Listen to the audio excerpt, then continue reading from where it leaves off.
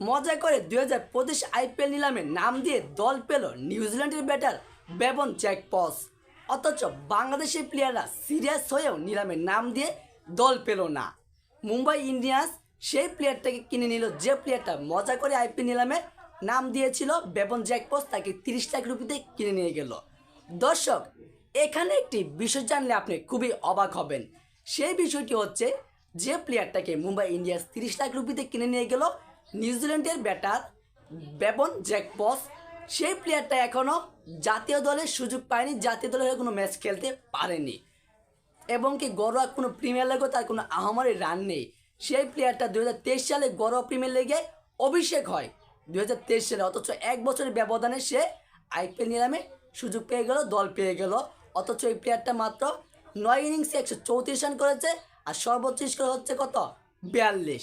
আর আমাদের মুস্তাফিজুর রহমানরা, সাকিব আল হাসানরা, বাংলাদেশের প্লেয়াররা তারা দুর্দান্ত পারফরমেন্স করেছে, তাদের অভিজ্ঞতা রয়েছে আইপিএল নিলামে, অথচ তারা দল পেল না।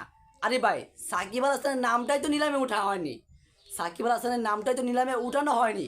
যদি সাকিব আল হাসানের নামটা নিলামে উঠানো হতো তাহলে সে দল পেতেও পারতো, কেন সে অলরাউন্ডার।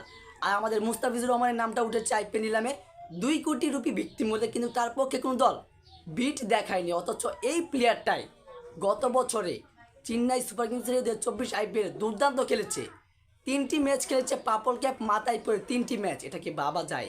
বাংলাদেশের প্লেয়ার, সে যখন বাংলাদেশে ফিরছিল তখন সে যৌথভাবে সর্বোচ্চ উইকেট শিকারী তালিকায় ছিল, 14টি উইকেট শিকার করে বুমরার সাথে টক্কর দিয়ে।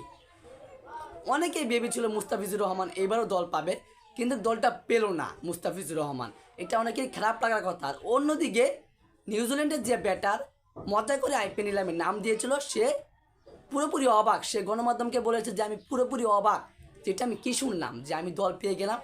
সে কিন্তু আইপিএল নিলাম দেখে নাই, তার পরিবার সে নিশ্চিন্তায় ঘুমাতে ছিল যে সে যে নামটা দিয়েছে তার নামটা শখের বসে দিয়েছে, তার শখের কারণে নামটা দিয়েছে আইপিএল নিলামে, কিন্তু সে দল পেয়ে গেল আর বাংলাদেশের প্লেয়াররা দল পেল না। সো দর্শক, এই বিষয়ে আপনার গুরুত্বপূর্ণ মতামতটি জানিয়ে দিবেন কমেন্ট বক্সে। ধন্যবাদ।